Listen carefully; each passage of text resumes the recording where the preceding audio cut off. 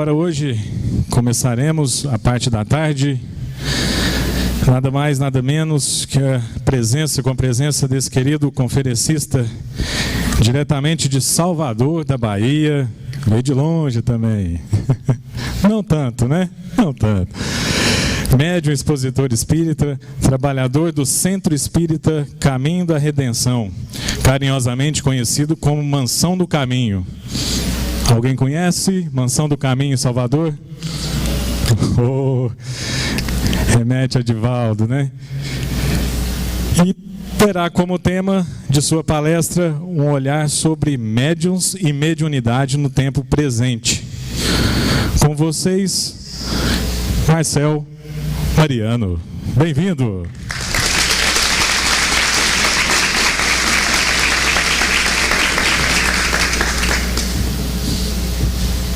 Obrigado. Prefere falar solto ou aqui no culto? Aqui.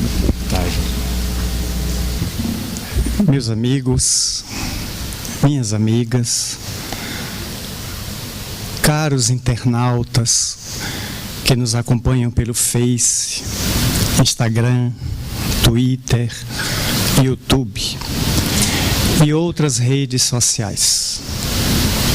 Nossos votos de muita paz.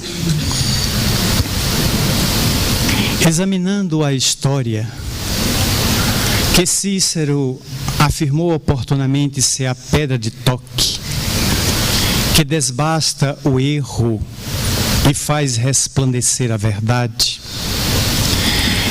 necessitaríamos voltar no tempo para encontrar entre os escritos de Filóstratos, o notável historiador do passado, a narrativa de que Creso, o rei da Lídia, um dos reinos mais opulentos e ricos da antiguidade clássica, oportunamente avisado pela população de que Ciro, o rei dos persas, tinha a intenção de atravessar o desfiladeiro das Termófilas, avançar pelas montanhas e destruir completamente o reino da Lídia. Creso, temendo pelo seu reino, com a capital em Sardes, resolveu fazer, quase 6 séculos antes de Jesus, um experimento de natureza mediúnica que ficou na história. Creso tinha consciência de que em todas as civilizações do seu tempo existiam santuários, feiticeiros, xamãs, pitonisas, rixis, auríspices e hierofantas, que se dedicavam aos augúrios e às profecias.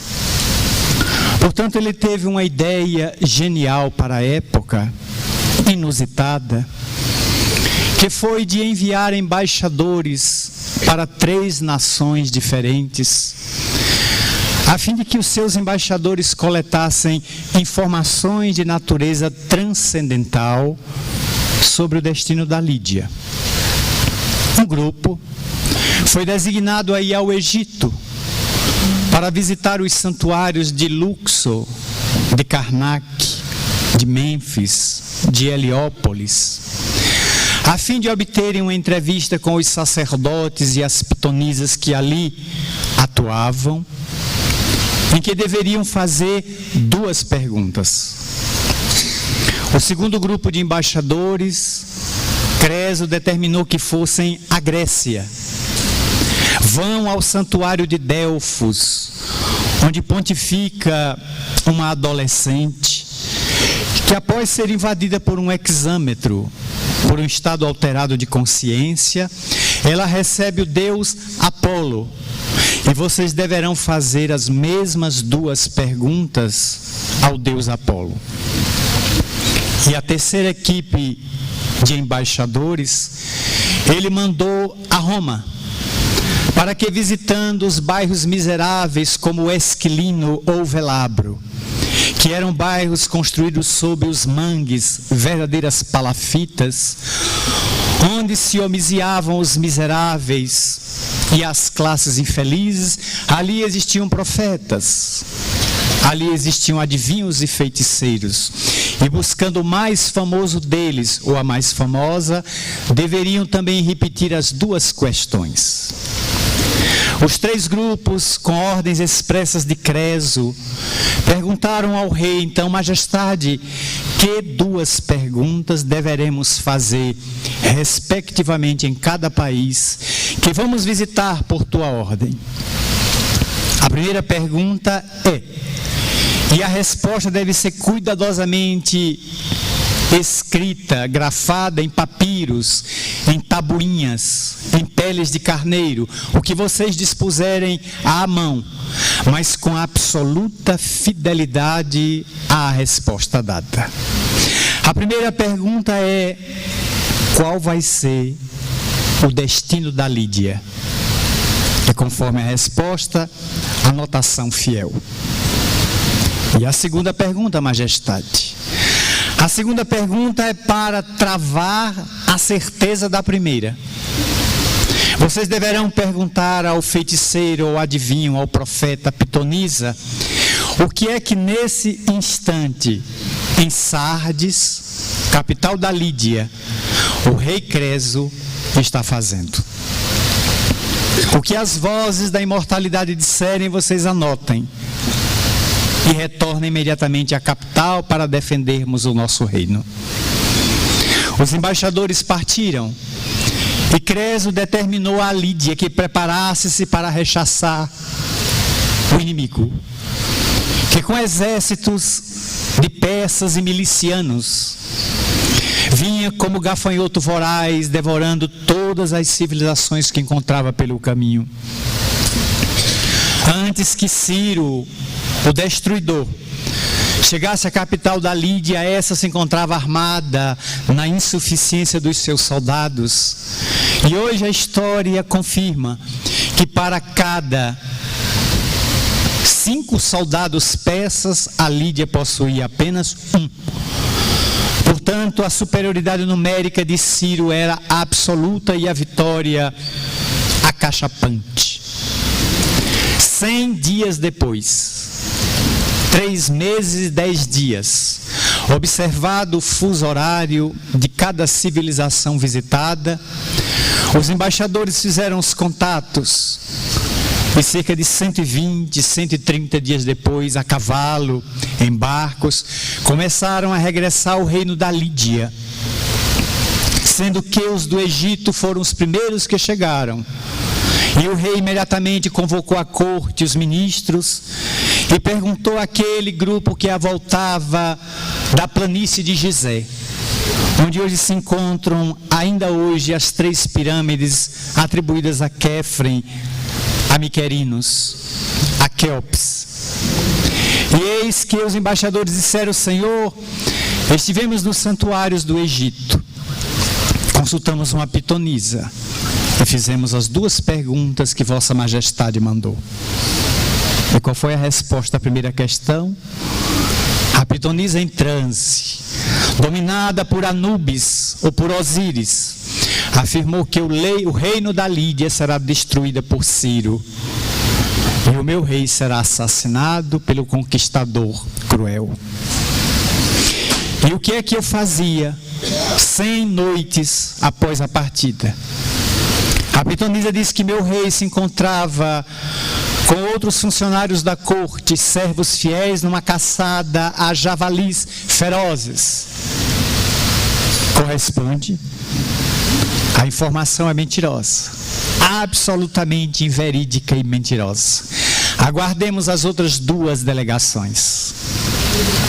10 dias depois, os que foram a Roma chegaram e garantiram de que o feiticeiro do Velabro havia afirmado de que o reino da Lídia seria destruído e Creso conduzido à condição de escravo.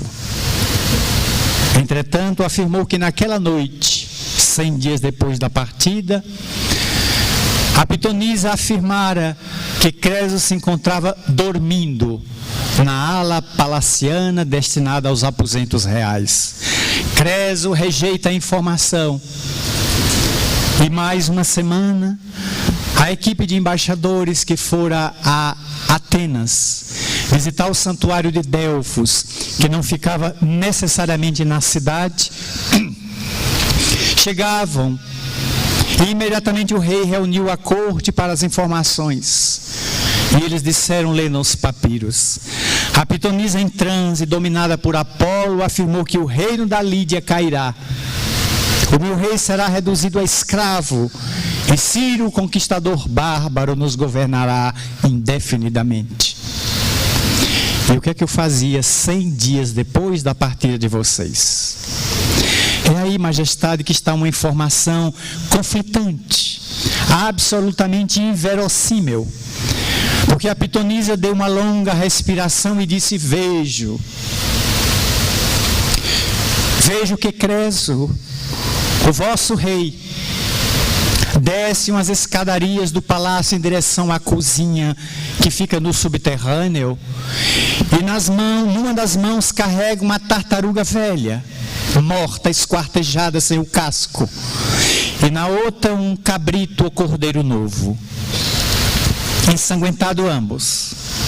Vejo as gotas de sangue ficando pelo chão. O rei as leva a uma mesa e com uma faca amolada esquarteja os animais, os coloca dentro de panelas com orifícios. São panelas de bronze. Joga água, ervas aromáticas, e naquela noite o rei Creso faz o seu próprio jantar. Ele próprio se inebria com o cheiro da carne que fumega na água fervente, porque é daqueles 2 animais que o rei vai cear aquela noite. Como se vê, majestade, a informação é mentirosa, porque meu rei possui os melhores cozinheiros de todo o reino. Jamais desceria a um lugar úmido e infecto para fazer o vosso próprio jantar. Creso ficou de pé e, diante de toda a corte reunida, golpeou a mesa por 3 vezes com a mão. Esta é informação verdadeira, absolutamente verdadeira. Preparemos-nos para rechaçar o inimigo.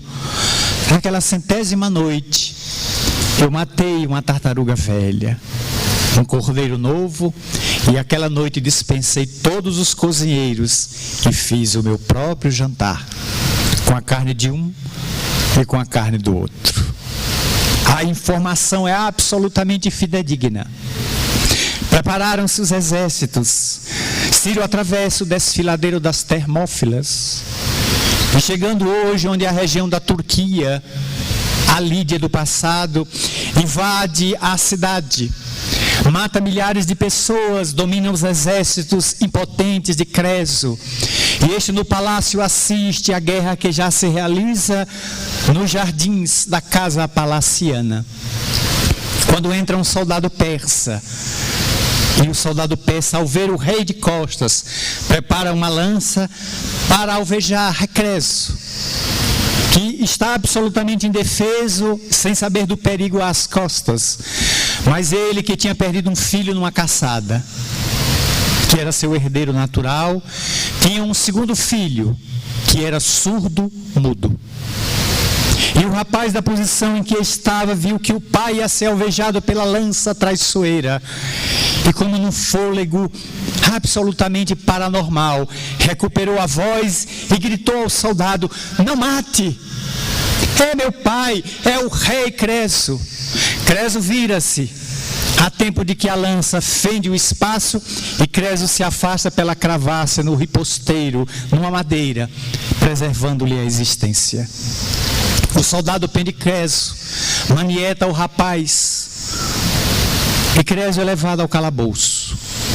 Ciro chega no seu soberbo corcel, adentra-se o palácio de antes de Creso, desce ao subterrâneo onde estão as gemas mais preciosas do Oriente, rubis, safiras, esmeraldas, brilhantes e lingotes de ouro. A abundância de todo o reinado daquele reino mais rico do passado, o reino da Lídia.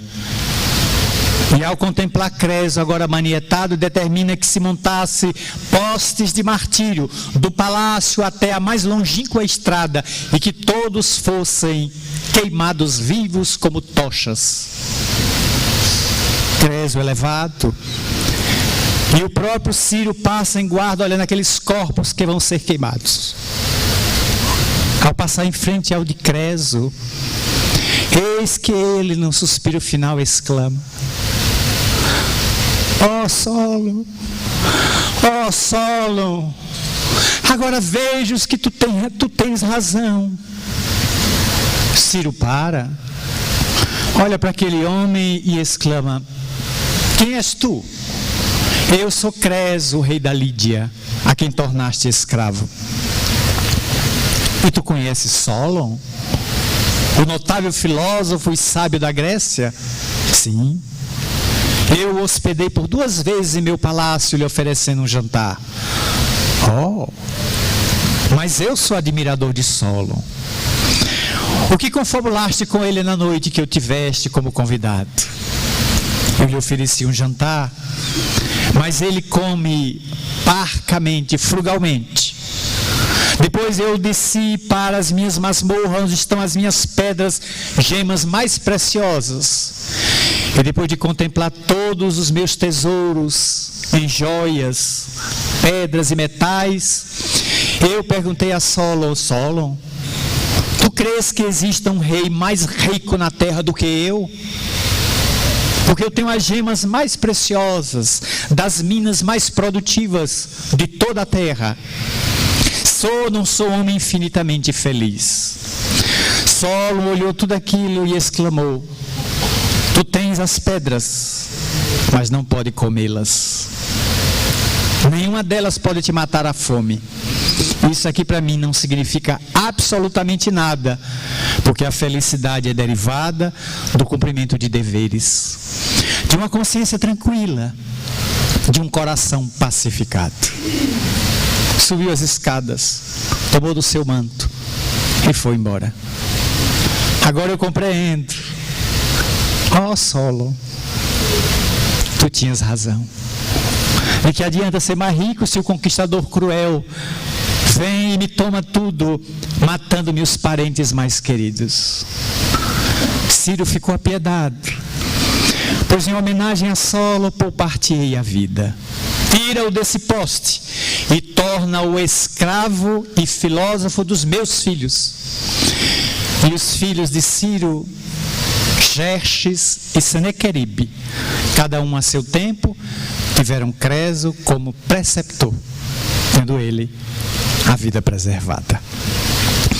Esse episódio de natureza mediúnica que Filóstratos retratou não é um fato mitológico, é um fato histórico, a demonstrar que desde o passado longínquo, quase 3.000 anos atrás, já existia profundo interesse em investigar a paranormalidade humana. Sendo que nos dias que estamos atravessando num salto quântico, nem a igreja escapou também de viver fenômenos mediúnicos nas suas entranhas. Porque em 1939, no dia 10 de fevereiro, o Papa Pio X aparece inopinadamente a um cardeal da Igreja Católica. Eis que está no fastígio da Igreja Romana Pio XI, Achille Ratti. E Eugênio Pacelli, o cardeal Camerlengo, o primeiro-ministro da Igreja na vacância do Papa, ora na intimidade da Capela Sistina, quando vê uma massa leitosa formar-se ao seu lado, e ouve uma voz: Eugênio, Eugênio. ele volta a se dar-se conta que está de frente ao Papa Pio X, Giuseppe Sarto, já desencarnado. Exclama apenas: santidade? Não, meu filho, aqui não há qualquer santidade. Venho advertir-te, Eugênio. Dentro de alguns meses, a goela devoradora da guerra tomará conta da terra. E Jesus precisa de um homem probo, honrado, de pulso firme, que possa comandar o barco da igreja no mar bravio que vai se apresentar.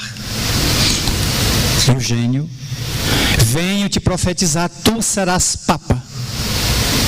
Mas como poderei ser Papa se está no fastígio da igreja Pio XI, meu amigo pessoal?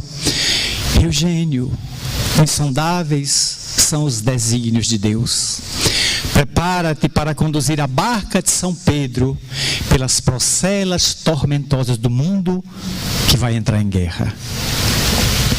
No dia 19, 9 dias depois, 19 de fevereiro, eis que o Papa Pio XI enferma e morre. Os cardeais do mundo inteiro são convocados com menos de 80 anos de idade, aptos a votar e serem votados. E numa eleição que se estendeu por 7 ou 8 escrutínios, conclaves, aproximadamente no dia 9 para 10 de março daquele ano, Eugênio Pacelli, com maioria absoluta de votos, eleito Papa da Igreja, e sobe ao pontificado com o título de Pio XII. Logo depois, em agosto, a Blitzkrieg, a guerra relâmpago alemã, invade os guetos miseráveis de Varsóvia, e a Polônia tomba, para depois a Áustria, a Dinamarca, a Noruega. Os demais países vão todos capitulando diante da fúria do Führer, aquele homem nascido na Áustria, mas que se tornara primeiro-ministro e agora inaugurara o Terceiro Reich, o Terceiro Império, para eliminar judeus, americanos, negros, romanos e todos que se opusessem à sua sanha nazista, demolidora e devastadora de dominar o mundo. Durante 6 anos de conflito, 70 milhões de pessoas vão perecer. A bomba atômica será utilizada pela primeira vez em 45 de agosto, dia 6 e dia 9, Hiroshima e Nagasaki, ceifando mais de 250 mil vidas, em um calor de quase 6.000 graus centígrados, em que as pessoas se volatizaram diante do artefato desenvolvido em Los Alamos, nos Estados Unidos. E Eugênio contará isso. E esta informação de natureza mediúnica foi publicada no L'Osservatore Romano, um dos órgãos oficiais do Vaticano, em que demonstra que a intervenção de um Papa, já no mundo espiritual, levaria Pacelli, Eugênio, Giuseppe Pacelli, à condução da igreja naqueles dias tumultuados, onde ele conseguiu a libertação de 100 mil católicos, aprisionados nos campos de extermínio de Sobiros, de Mauthausen, de Auschwitz, de Treblinka e outros, onde muitos pereceram de maneira absolutamente cruel e sob sofrimentos indescritíveis. 2 fatos mediúnicos, um do passado, um do presente. Mas a nossa grande homenagem é a Allan Kardec, o codificador do Espiritismo, que passaria a investigar a mediunidade desde os primórdios de 1855, quando travaria contato por primeira vez com os fenômenos das mesas girantes na casa de Madame Plemeson. O dia, uma terça-feira, 8 de maio, quando ele frequentaria a primeira sessão para assistir o fenômeno deslumbrante das mesas girantes. Mas o fenômeno antecede, porque em 1848, no dia 31 de março, O espírito do bufarineiro, do caixeiro viajante Charlie Rosman perturbaria durante todo aquele mês de março a família do pastor John Fox, em Rochester, no condado de Nova York, levando à culminância aquela noite onde as suas 3 filhas, esposa e ele próprio, assustados, diante das batidas no barracão de madeira, uma das meninas tomaria a lamparina e, se dirigindo à parede, exclamaria: pé rachado, pé rachado. Se eu te fizer perguntas que tu possas responder com sim, com não, convencionamos que sim é uma pancada, não é 2. Tu és homem, tu és mulher. Porque nos perturba. E durante toda a noite as pancadas ressoaram ao comando da menina, inaugurando assim uma invasão não armada e organizada do mundo espiritual à terra. Mas eu gostaria de recuar 5 anos antes, à Bahia. No pequeno distrito de Mata de São João, hoje cidade na região metropolitana de Salvador. Em 1844, o delegado de polícia da cidade produz uma carta precatória e a manda para a capital, Salvador, solicitando ao então intendente, ao governador do estado da Bahia, então nascente, que autorizasse ele a abrir inquérito para apurar comunicações do diabo que se davam na periferia de Mata de São João, na residência de uma modesta lavadeira. E esta carta precatória, que é documento de natureza oficial, produzido por um delegado e dirigido a uma autoridade do executivo, se encontra no Museu da Mansão do Caminho, sob a inspiração do nosso Divaldo, para futuramente esse museu ser aberto, a fim de que possamos ver que 5 anos antes de Hydesville, já tínhamos notícia em Salvador de comunicações mediúnicas, num distrito, hoje a cidade de Mata de São João. A mediunidade vem à terra e explode conforme a profecia de Joel. E no final dos tempos, diz Deus: derramarei do meu espírito sobre toda a carne. Jovens terão visões, os velhos farão profecias, os moços e as moças sonharão, demonstrando que a mediunidade, como uma bênção divina, recairia sobre a humanidade inteira, criando a ponte entre os que partiram e os que vão partir, forçosamente. Cabendo ao apóstolo da terceira revelação a investigação minuciosa, inicialmente das mesas girantes, quando ninguém dava importância científica, ele teve um olhar diferente. Ele examinou com interrogações na mente. Quem está produzindo? Toda pessoa que se abeira, que se acerca de um fenômeno inusitado, a primeira hipótese deve ser truque, mágica, prestidigitação, engodo. Eliminadas essas hipóteses, é preciso formular uma segunda. Se eliminei a possibilidade de fraude, quem é que está fazendo esta mesa flutuar? Essa cadeira bailar? Essas pancadas no assoalho? Esses fatos de levitação? Aí partiremos para uma hipótese mais arrojada, porque aquelas materiais foram eliminadas por impossibilidade. Assim fez o pedagogo Hippolyte Léon Denisard Rivaio. Admitiu inicialmente que poderia ser fraude, mas quando anotou a integridade moral dos que participavam das reuniões, ele eliminou essa hipótese. Aqui ninguém quer enganar ninguém. Então quem está produzindo o fenômeno?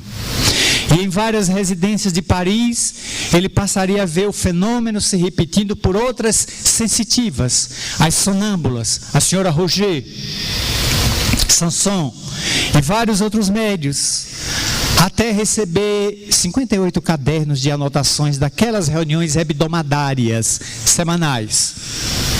e passar a investigar, que em algumas daquelas reuniões alguém fez perguntas e obteve respostas, mas precisava que alguém organizasse didática e pedagogicamente aquele material que ele tomou para si. E entre 1855 e janeiro de 1857, nas noites indormidas, Rivail preparou o livro para colocá-lo no frontispício, que era uma filosofia espiritualista. E como título, o livro dos Espíritos. É deles, são eles que estão revelando de lá para cá. Naquele sábado, 18 de abril de 1857, com aproximadamente 220 exemplares na Galeria Royal, na livraria de Monsieur Edouard Danty, o grande livreiro, o livro é publicado e às 14h todos os volumes estavam esgotados. O imenso interesse que se tinha em conhecer algo novo, que quebrasse a ditadura de uma fé cega, a ciência amordaçada pela intolerância religiosa e pela opulência anticristã do Vaticano.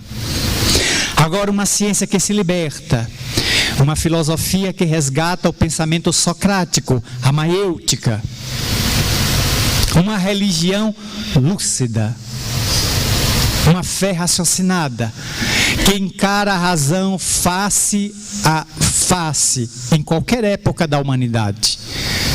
Mas alguém diria, e a fé cega? Ela também encara a razão, só que farsa a farsa. A lúcida é face a face, o que é um pouco diferente. E, portanto, a investigação começa a nascer e as residências viram laboratórios de pesquisa mediúnica. Em 1863, no mês de dezembro, as páginas 175 e 177 da Revista Espírita, Allan Kardec publicará um artigo falando sobre os 6 períodos do Espiritismo, do movimento espírita, onde o codificador, de maneira lúcida, estabelece que a doutrina percorrerá o período da curiosidade. O segundo período será o período filosófico, o lançamento do Livro dos Espíritos. O terceiro período será o período das lutas, o Auto de Fé em Barcelona, uma quinta-feira, 9 de outubro de 1861, lembro como se fosse hoje. O quarto período é o período religioso, aquele período em que a doutrina é transferida para um país sem muitos karmas, na América do Sul, e deixa o solo francês. O país tem muito karma coletivo. A noite de São Bartolomeu, a Guerra dos 30 anos, dos 100 anos, a Revolução Francesa. Mas esse país mais jovem, com 500 anos apenas, na América do Sul, só tem 2 karmas. A escravidão negra, 388 anos de escravidão absurda, desumana, cruel e justa contra os de epiderme afrodescendente. E a Guerra do Paraguai, onde o nosso imperador nos lançou numa aventura para tentar debelar o conflito de Solano Lopes, dos blancos, dos colorados, numa guerra intestina do país vizinho, que não tínhamos o direito de intervir. Fora disso, o país nosso é assinalado apenas por muito karma individual. Todo mundo endividado espiritualmente. Do ponto de vista coletivo, só 2. Do ponto de vista individual, todo mundo no vermelho. Eis que a doutrina vem e encontra no Brasil um país místico, católico, religioso, e aqui quase que perde as características filosóficas e científicas, por não termos tradição. A nossa universidade mais antiga tem 200 anos, enquanto as da Itália, as da Inglaterra e da França, algumas chegam a quase 900 anos de fundada. Então não temos tradição de estudo, não temos tradição de pesquisa, não temos um ganhador do Nobel. Não temos. Os Estados Unidos têm mais de 300 ganhadores. Lá não é mais novidade se ganhar Nobéis em várias áreas. Nós não temos um no Brasil porque não tem pesquisa que dê suporte. Conquanto tenhamos cientistas do quilate de César Lattes e outros de invejável valor, Oswaldo Cruz, Vital Brasil e tantos outros que deram grandes contribuições, sobretudo à erradicação de doenças tropicais em nosso país. Filosofia, praticamente os grandes filósofos já desencarnaram. O Herculano Pires, o homem do quilate de Deolindo Amorim e outros, Rubens Romanelli, com o primado do espírito, a filosofia extraordinária, absolutamente peregrina, poética, já partiram. Então o espiritismo encontra um caldo cultural nenhum, filosófico nenhum, mas religioso abundante. E isso porque em nosso país a doutrina espírita tem características eminentemente religiosas. Portanto, a doutrina enfrentaria esse período religioso que coincide também com a desencarnação de Kardec. Em 1869, no dia 31 de março, às 11h45 da manhã, o codificador se desprende do corpo, voltando à pátria espiritual, aos 64 anos de idade. Não fez 65, ele faria em outubro, morreu em março. 64. O quinto período, o codificador chamou que seria intermediário. Ele não soube bem definir que seria uma espécie de transição para atingir o sexto período, que ele chamou da regeneração social. A doutrina vai sair do centro espírita e vai para as ruas, atender as massas mergulhadas na loucura. A mediunidade será essa ferramenta. O século XIX foi o século das grandes experiências confirmatórias da mediunidade na Europa. William Crookes, na Inglaterra, é desafiado pela Sociedade Dialética de Londres a examinar uma menina de 13 anos de idade, Florencia Cook. E durante 3 anos, até os 16 anos dela, ele usa a sua biblioteca no subsolo de sua residência para fazer os mais rigorosos testes com a menina.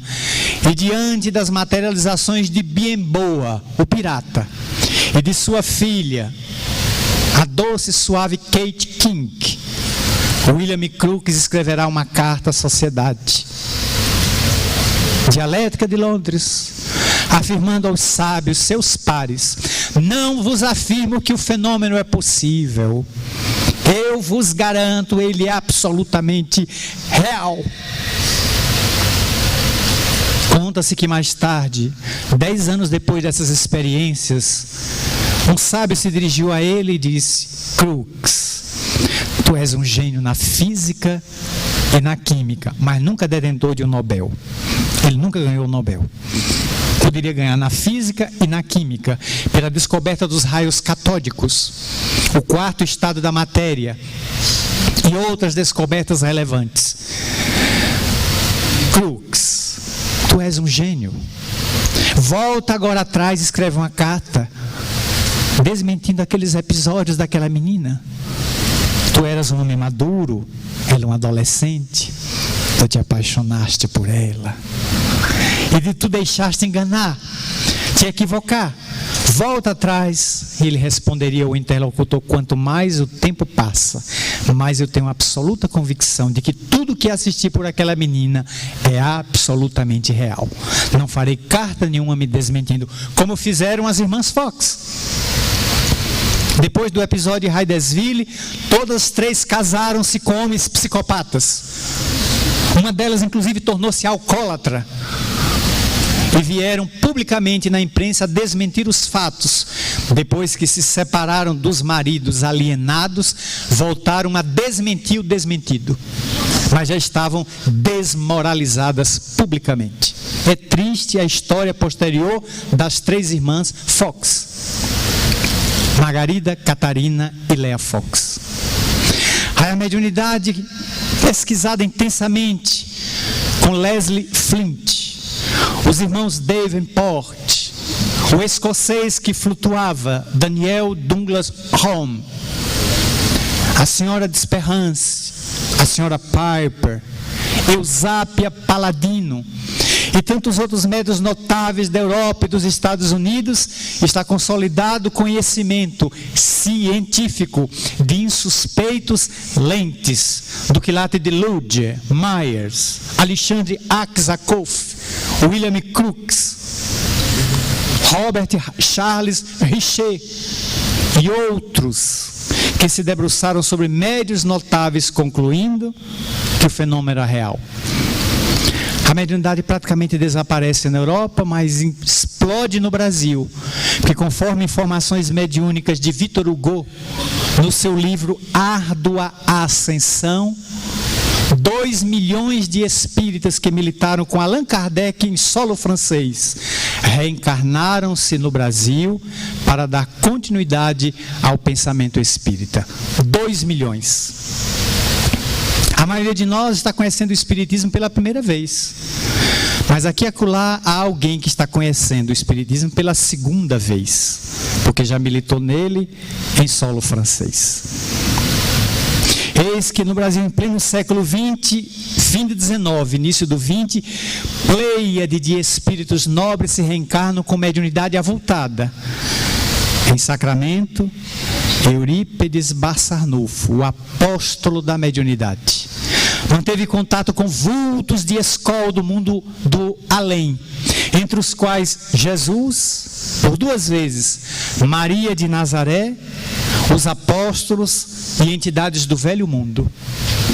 Anália Franco, Batuíra, Taylor Marsh, vários médiuns na Bahia, como Mãe Helena, a notável médium de Alagoinhas que curou de uma ferida na perna, Manuel Filomeno Batista de Miranda, hoje o notável escritor, o maior especialista em obsessão e desobsessão hoje no Brasil. E os médiuns vão surgindo. Zilda Gama, aqui nascida em Juiz de Fora, a médium de Victor Hugo, sua filha, a reencarnação anterior, que morreu afogada nas águas profundas do rio da França, o rio que banha Paris, o Sena. Vários médiuns vão aparecendo do quilate de Ivone do Amaral Pereira, em Rio das Flores, estado do Rio. E em pleno século XX, vai aparecer em Pedro Leopoldo, Francisco Cândido Xavier, a maior antena paranormal e mediúnica de todos os tempos na história. E em 27, em Feira de Santana, reencarna o menino como 13º filho de seu Francisco e Dona Ana, Divaldo Pereira Franco, para começar a ter experiências mediúnicas aos 4 anos de idade, quando avista a avó, Dona Senhorinha, levando a informação à sua mãe, que preparava o almoço dentro de casa, enxergando a avó que não conhecera, porque morrera no parto quando tivera a mãe de Divaldo, vítima de febre puerperal. E os médiuns vão pululando, como Camille Mirabelli, o extraordinário médium de São Paulo insuspeito, que psicografava com a mão direita, com a mão esquerda outra, pintava com um pé direito, pintava com o pé esquerdo e dava psicofonia pela boca. 5 espíritos se valendo dele ao mesmo tempo. Camille ou Carlos Mirabelli. Médios de cura, os que realmente serviram a Dr. Adolfo Fritz, conhecemos o de Recife, Dr. Edson Cavalcante de Queiroz. E muitos outros que vão publicando obras extraordinárias na psicografia, no receituário, na homeopatia, sempre voltado para a caridade. Entretanto, era preciso começar a estudar a mediunidade. O livro dos médiuns nem sempre foi um parceiro dos médiuns. Muitos praticam a mediunidade, mas nunca leram, nunca examinaram este livro. E os seus 32 capítulos, onde no primeiro o codificador interroga o leitor: há espíritos? Há de existir? Então quem abrir aquele livro e encontrar o primeiro capítulo deve fazer aquela pergunta para si mesmo. Se admitir que não aceita espírito, feche o livro e vá ler Almanac Disney. Tio Patinhas, Mickey e Pateta. É outra literatura. Agora, se acreditar que é um espírito diante do próprio espelho, vale a pena ler o livro.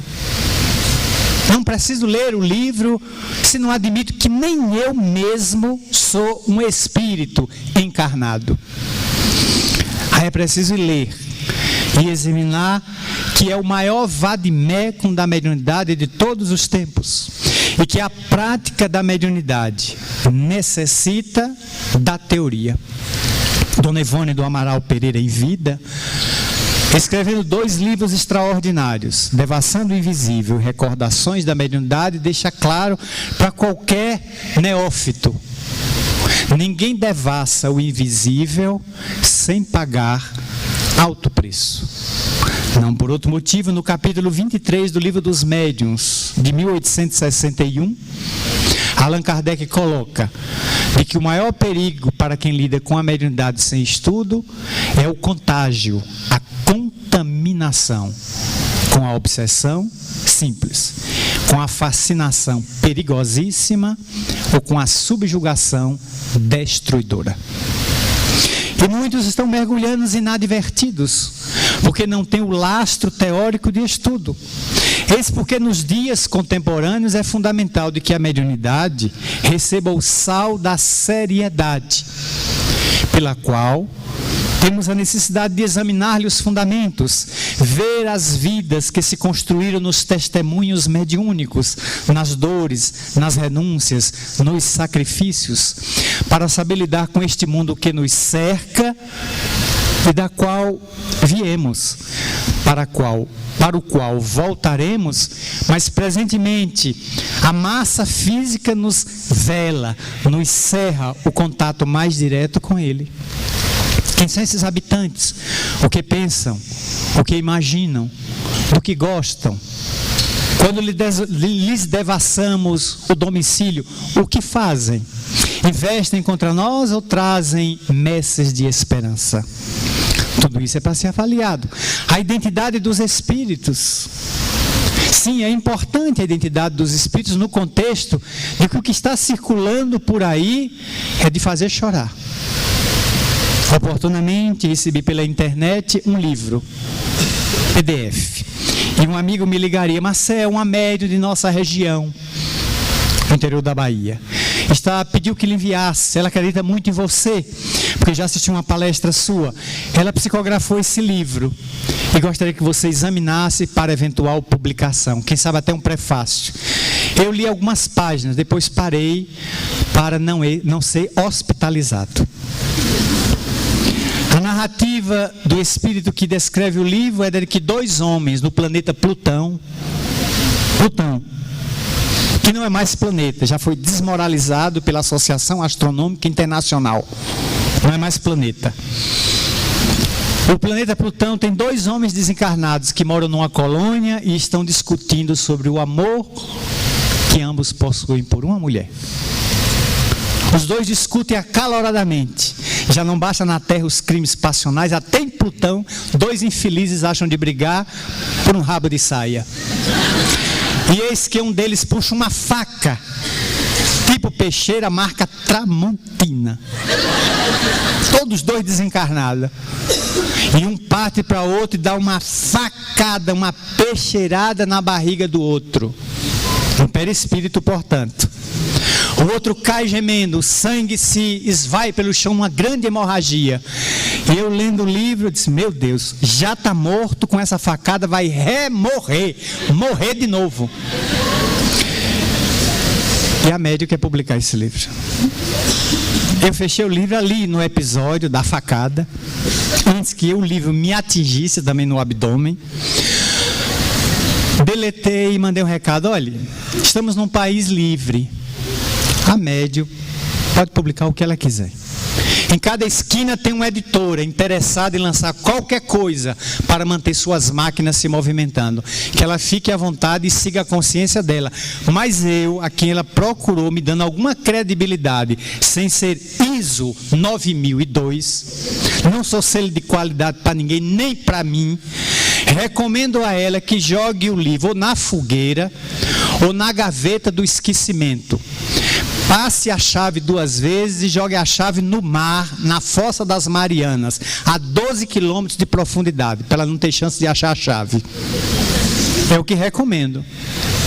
Se ela publicou, se ela não publicou, não vi, não sei, não quero saber. Isso é um problema dela. Mas entendo que ela prestaria um desserviço à mediunidade, se é que ela tem mediunidade. Um livro desse não deveria estar circulando pelos absurdos que carrega, fora outros que já me passaram pelos livros, pelos olhos, cansados de ler nas madrugadas, e eu fico me perguntando até quando vai esta loucura, essa ausência de estudo, essa ausência de senso crítico, de equilíbrio. A mediunidade contemporânea pede siso, porque sendo ferramenta emprestada na maioria das criaturas endividadas, se for emprestada, vai haver prestação de contas. Aqui não é ameaça, é advertência fraterna de uma pessoa que já percorreu 38 anos de estrada no movimento. E, portanto, convido aos meus irmãos que me ouvem pela internet, pelas redes sociais, por os que estão aqui neste congresso que homenageia este vulto ímpar do movimento espírita nascente, Leon Denis, que conheceu Allan Kardec aos 18 anos de idade na cidade de Tours, sua cidade natal, quando para ali o codificador foi fazer uma conferência para ver a saúde do nascente movimento espírita francês. E Leon Denis adquiriria o Livro dos Espíritos. Mas tendo uma família muito católica, Denis levou o livro para casa, escondeu debaixo do colchão. E todas as noites, à luz de velas, Leon Denis examinava o livro. De manhã, guardava o livro debaixo do colchão e ia trabalhar. Um dia, voltando da rua, encontrou a mãe fazendo a limpeza no seu quarto.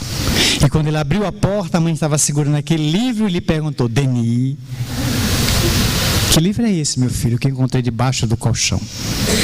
Seu pai está sabendo que esta obra estranha ao catolicismo de nossa família está fazendo morada debaixo do mesmo teto? É por isso que as velas têm se acabado rapidamente, porque você invade as noites lendo esta obra? Você tem algo para me dizer, meu filho? Tenho, mãe. Eu conheci o homem que confeccionou esse livro, o senhor Allan Kardec.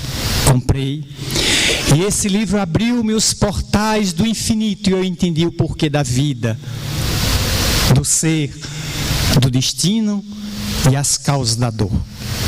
Quero dizer à senhora que é minha confidente, minha mãe e minha psicóloga. Eu sou espírita, minha mãe.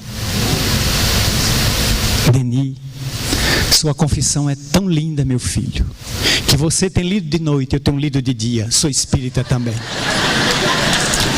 Muito obrigado.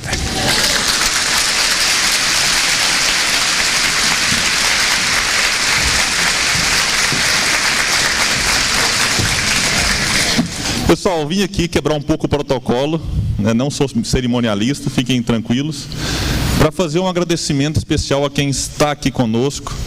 Eu anunciei aqui, era por volta das 9h30 da manhã, a abertura das inscrições do Congel de 2020. O ano passado, ao longo do primeiro fórum Leon Denis, nós tivemos pouco mais de 60 inscritos para este ano. Eu quero anunciar aqui agora que nós já estamos com mais da metade das vagas do primeiro lote preenchida. Então, para nós é uma gratidão enorme, a gente fica muito feliz com vocês terem abraçado esta ideia. E nós esperamos, né, um pouco tempo para divulgar na internet, então agora estamos iniciando a divulgação pelas redes sociais. E anuncio que continuamos lá no credenciamento, né, com a inscrição no primeiro lote a R$ 60, parcelando em 6 vezes de 10. Eu vou repetir porque muitos chegaram após o almoço. Então você vai pagar 6 parcelinhas de R$10 para estar com a gente ano que vem. Os palestrantes: Décio Yandoli Júnior, Eulália Bueno, Manuel Prudêncio, Ricardo Melo, Simão Pedro de Lima e Sueli Caldas Schubert. O Congresso Jovem 2020 também está confirmado. Mesmos valores, mesmas condições. Então vamos trazer a juventude para o movimento espírita. A gente conclama isso, a gente reclama às vezes que a gente não tem espaço para o jovem, e a gente está aqui abrindo esse espaço para que os jovens voltem em nosso evento e estejam conosco em 2020. E o vídeo, pessoal, muitos aí falaram, a voz do cara é muito linda, maravilhosa, ficou bacana. Vamos trazer o vídeo novo, porque muitos não assistiram. Então está no play aí? Ainda não está no play. Então, enquanto colocam no play, gente, se porventura a pessoa faz inscrição agora e no meio do caminho aparece um imprevisto, dá para transferir. Muitos procuraram ao longo desta semana, venderam para amigos, doaram para outros, então sempre há possibilidade de transferência. Então é importante, até para a gente que organiza o evento, para ter uma ideia de número que virão participar conosco. Vamos lá então.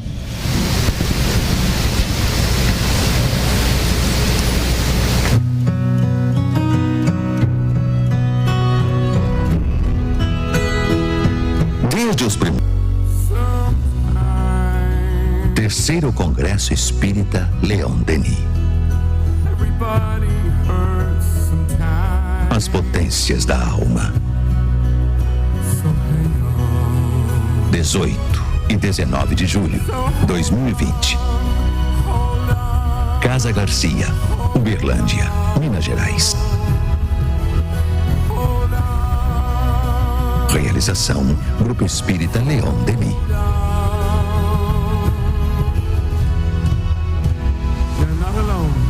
Então, quem quiser garantir a sua vaga, nossa equipe do credenciamento continua lá à disposição para fazer a inscrição presencial. Muito obrigado e nos vemos ao longo do dia aí. Um abraço.